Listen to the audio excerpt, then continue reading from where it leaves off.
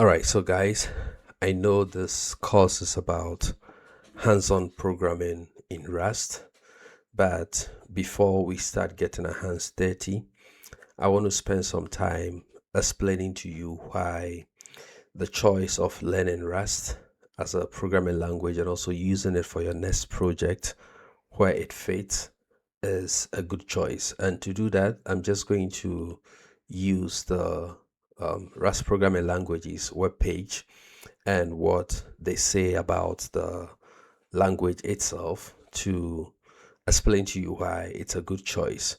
Trust me, the remainder of this course is not going to be me reading from the Rust programming languages website. I'm going to borrow from my own years of experience to teach you hands-on practical skills, but to describe the language properly, it's fitting that I use what the organization behind the language describes the language as. So, starting from here, we see that it says Rust is a language that is empowering everyone to build reliable and efficient software.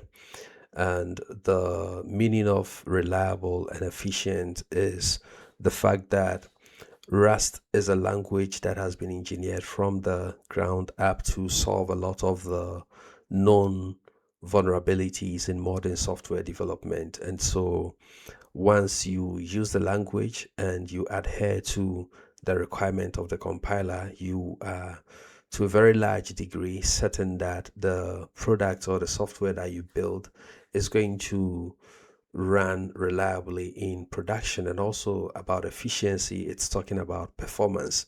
And so down here you can see they've written about why Rust, literally that is the objective of this video. It says Rust is blazingly fast and memory efficient with no runtime or garbage collector. It can power performance critical services, run on embedded devices, and easily integrate with other languages. So Rust is a compiled language. It has a lot of processes that it targets. And as it was mentioned here, it also doesn't have a garbage collector. This is one thing that makes Rust very unique. It's their approach to memory management without the use of a garbage collector. So I'm going to talk a bit about garbage collector. When it comes to management of memory usage in programming languages, before the advent of Rust, there were largely two groups, right? We have those programming languages that have the idea that the programmer should be 100% responsible for allocating and also deallocating memory during the runtime of a program. And by years of experience, we have come to know in the industry that it is really difficult. It's a really difficult thing for programmers to be trusted to properly manage memory usage 100%. And languages such as C++ that put such power and responsibility on the engineer have kind of had a bad reputation in this particular area. And the other approach to memory management during the runtime of a program is through the use of a garbage collector. So a garbage collector is usually part of the runtime of those programming languages that have garbage collectors. And what they do is at certain points in time during the runtime of your program, the garbage collector code is another code that you didn't write but is running alongside your program, and it's checking memory that can be freed, and then it frees it. There is such a thing known as a stop the world garbage collector that some programming languages use. And what happens is during garbage collection, if it's a stop the world garbage collector, it literally stops your program so that it can do its garbage collection duties, and after that it allows your program to continue. Now this is already a disadvantage when you are building real-time systems, and I'm going to give you very extreme examples. So let's say you are building a system for air defense, right, missile defense, and these systems have to be really real time. Like you don't have even a microsecond or a nanosecond to waste waiting for a garbage collector to finish its work, because any second that is missed could result in the loss of lives and properties. And so, in those critical situations, you don't want any code running alongside your code that has the ability to stop your code, to do cleanup, and continue from there. Now, the approach that Rust took is very novel, and it's such as have not been used before in any of the programming languages. So Rust doesn't put the responsibility of managing memory 100% on the developer, and it also doesn't have a garbage collector. Instead, it has what is known as an ownership system, that it's just a set of rules, right, that the compiler checks in your code before compiling.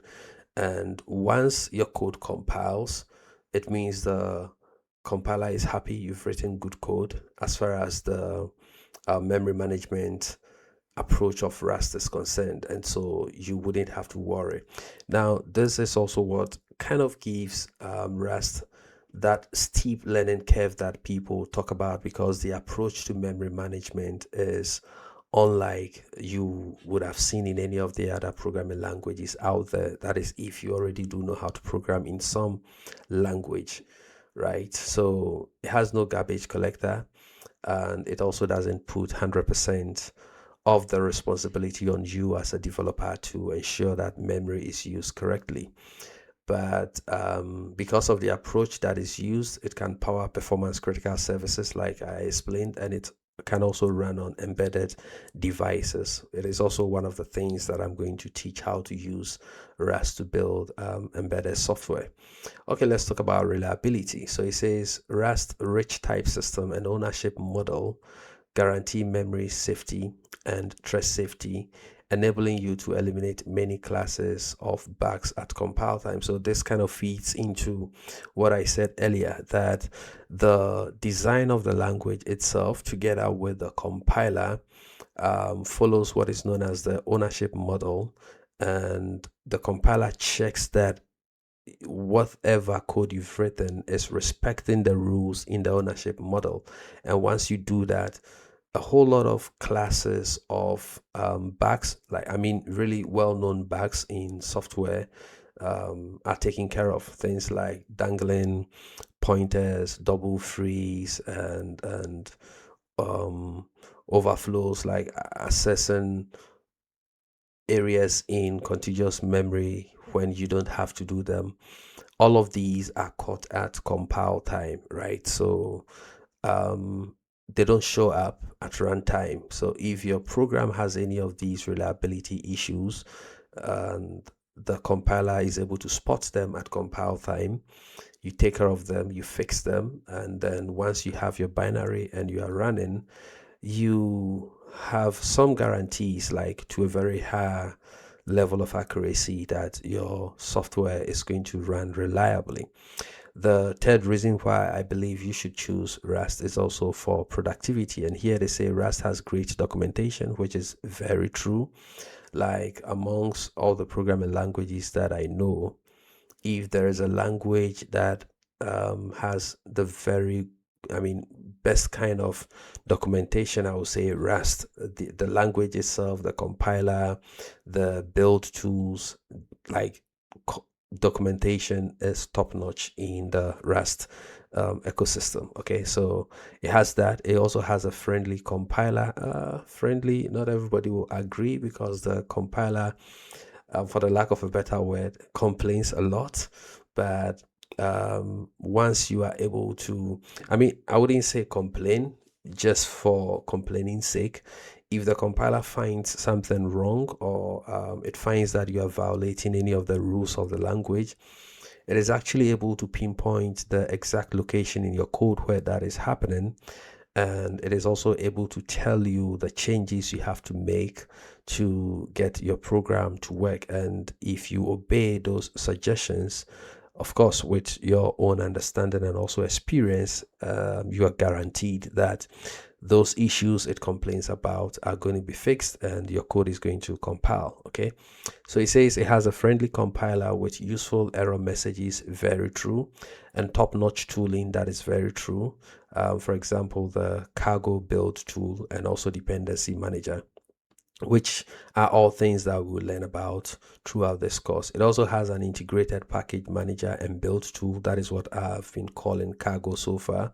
It has smart multi-editor support with auto completion and type inspections, and auto formatter, and so many more. So when it comes to productivity, it's also there, the documentation, the compiler itself, the build tool, which is really for me a great selling point of the language. If you have worked in languages like C++, you know there is an issue when it comes to managing dependencies, but Rust solves these issues nicely in a very modern way.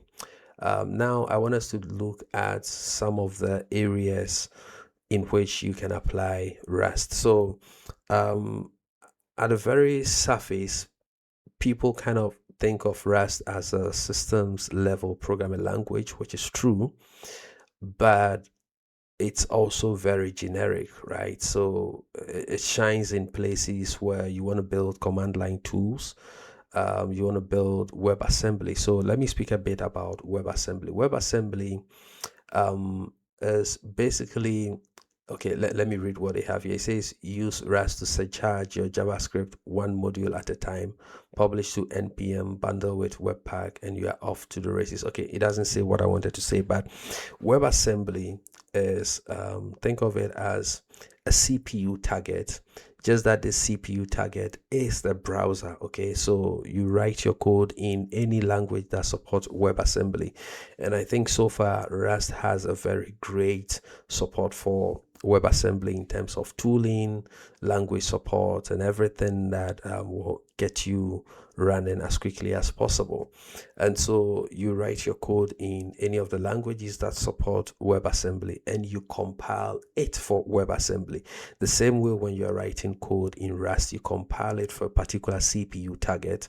WebAssembly is a CPU target, but it is not an actual CPU.